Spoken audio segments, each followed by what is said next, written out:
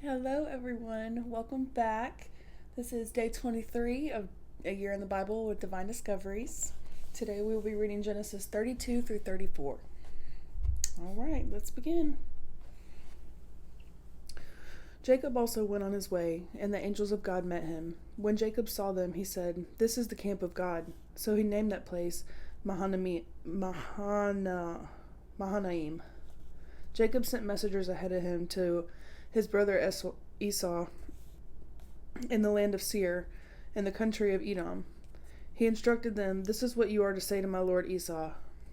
Your servant Jacob says, I have been staying with Laban and have remained there until now. I have cattle and donkeys, sheep and goats, male and female servants. Now I am sending this message to my lord that I may find favor in your eyes." When the messengers returned to Jacob, they said, "We went to your brother Esau, and now he is coming to meet you, and 400 men are with him." In great fear and distress, Jacob divided people who were with him into two groups, and the flocks and the herds and camels as well. He thought, if Esau comes and attacks one group, the group that is left may escape. Then Jacob prayed, "O God of my father Abraham, God of my father Isaac, Lord, you who said to me, 'Go back to your country and relatives, and I will make you prosper.' I am unworthy of all the kindness and faithfulness you have shown your servant. I had only my staff when I crossed this Jordan, but now I have become two camps. Save me, I pray, from the hand of my brother Esau, for I am afraid he will come and attack me, and also the mothers of their children. But you have said, 'I will surely make you prosper, and will make your descendants like the sand of the sea, which cannot be counted.'" He spent the night there, and from what he had with him, he selected a gift for his brother Esau: 200 female goats and 20 male goats, 200 ewes and 20 rams, 30 female camels with their young, 40 cows and 10 bulls, and 20 female donkeys and 10 male donkeys. He put them in the care of his servants, and each herd by itself, and said to his servants, "Go ahead of me, keep some space between the herds." He instructed the one in the lead, "When my brother Esau meets you and asks, 'Who do you belong to, and where are you going, and who owns all of these animals in front of you?' then you are to say, 'They belong to your servant Jacob. They are a gift sent to my lord Esau, and he is coming behind us.'" He also instructed the second, the third, and all the others who followed the herds. "You are to say the same thing to Esau when you meet him. You be sure to say, 'Your servant Jacob is coming behind us.' For he thought, 'I will pacify him with these gifts I am sending on ahead. Later I will see him. Perhaps he will receive me.' So Jacob's gifts went on ahead of him, but he himself spent the night in the camp. That night Jacob got up and took his 2 wives, his 2 female servants, and his 11 sons, and crossed the ford of the Jacob. After he had sent them across the stream, he sent over all of his possessions. Excuse me. So Jacob was left alone, and a man wrestled with him until daybreak.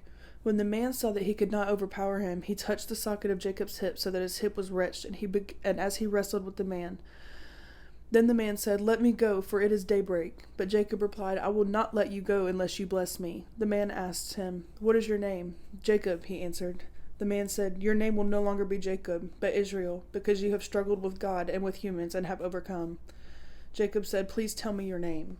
But he replied, "Why do you ask my name?" Then he blessed him there. So Jacob called the place Peniel, saying, "It is because I saw God face to face, and yet my life was spared." The sun rose above him as he passed Peniel, and he was limping because of his hip. Therefore, to this day, the Israelites do not eat the tendon attached to the socket of the hip, because the socket of Jacob's hip was touched near the tendon.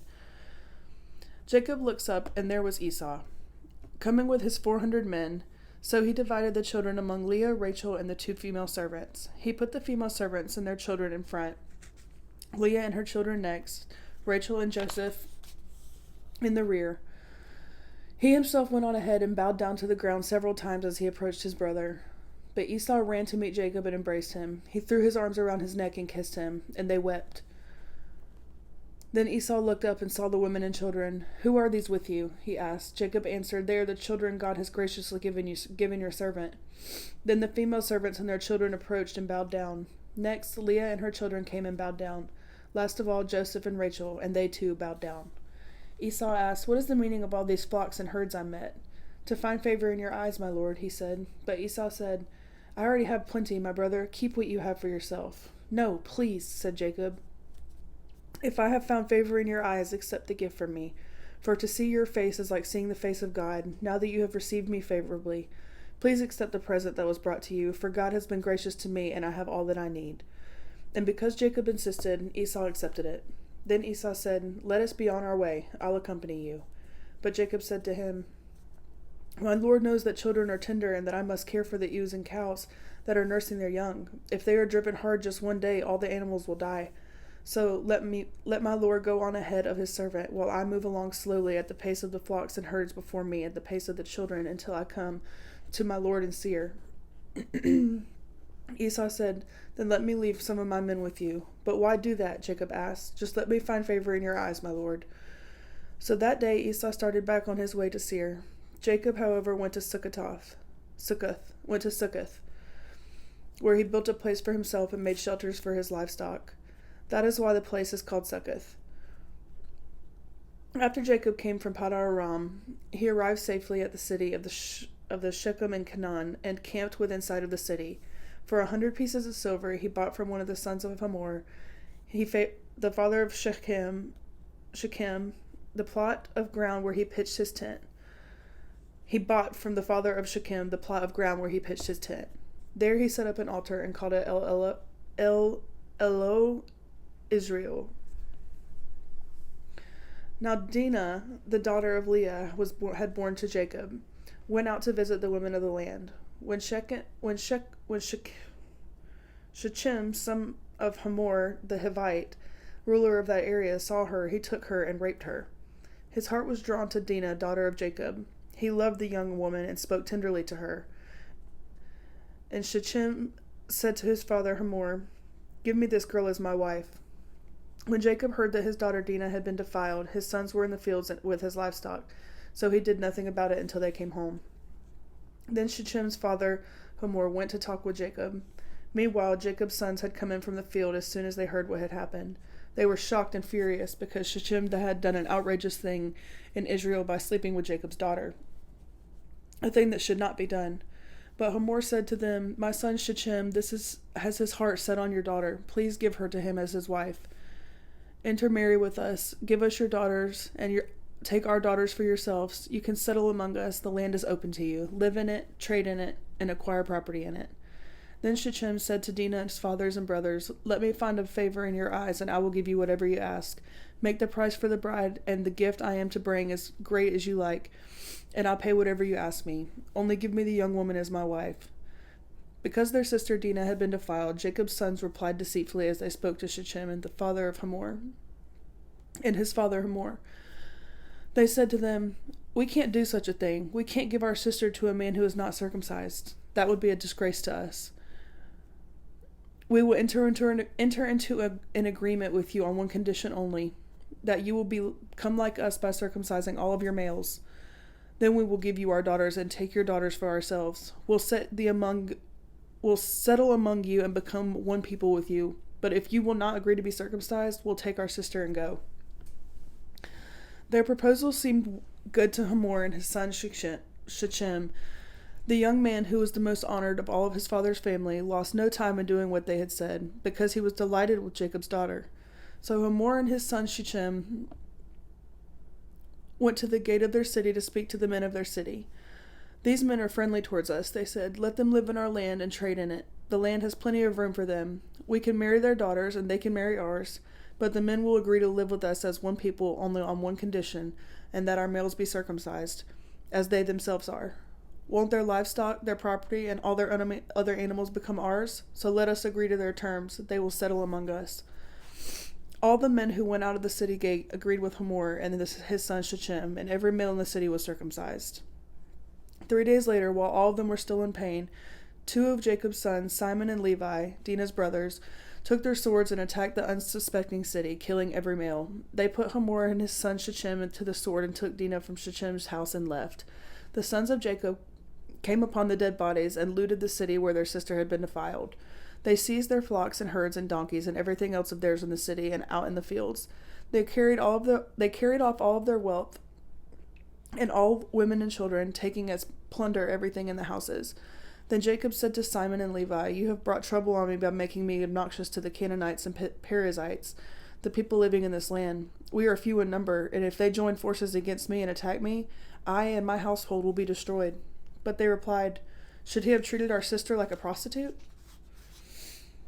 All right, guys. I think we're starting to get a little better at this. We're trying. Okay. So I have 4 reflection questions for us today. Number 1, what does the wrestling match symbolize about Jacob's character and his relationship to God? Number 2, why does God change Jacob's name to Israel, and what does this signify about his new identity? Number 3, how does the story of Jacob and Esau illustrate the possibility of reconciliation even after significant conflict? Number 4, how can Jacob's struggles with fear and seeking forgiveness apply to our own lives today? All right, guys. I'm going to go ahead and start on our prayer. I've got a couple of prayer requests from some of the girls at work today, so we're just going to jump right in. Dear Lord, thank you for today. Thank you for another day full of blessings and opportunities. Dear Lord, I ask that you help Madison and Nathan find a rehearsal dinner, as their current space that they had is now closing. I know how stressful that is, so Lord, please help them find a place in a timely manner. Lord, please help Cadence's grandma, Mamie. I hope she feels healthy enough to go find herself a dress for Cadence's wedding. I know this means so much to her. Mamie is her biggest fan, and she loves her so much. So, Lord, I ask you to be with her and help keep her healthy so that she can do this with Cadence, and Cadence can be with her when she does it. May all of my friends who have been working extremely hard sleep well tonight and wake up feeling rested. I hope everyone that I work with finds peace in anything that they are going through. Lord, I ask that you place a hedge of protection around each and every individual that works at Fit the May Salons. I ask that you wake everyone up with the intention to do nothing but good and to harbor nothing but good feelings and good intentions in their heart. And Lord, Lord, I ask that you just help everybody be the most successful versions of themselves that they can. And I hope you help everybody else have a great day. And that's it. So in Jesus' name we pray. Amen. All right, guys. Don't forget that you can message me your email prayer. You can email me directly to be included in a prayer request today, or tomorrow, or the next day, or the next day, or the next day, or the next day, any day. So just let me know. I'd be happy to include you, and I would love to pray for you. So just let me know how I can do that. All right, guys. Tomorrow we will be on Genesis 35 through 37, and it will be day 24. All right. Bye.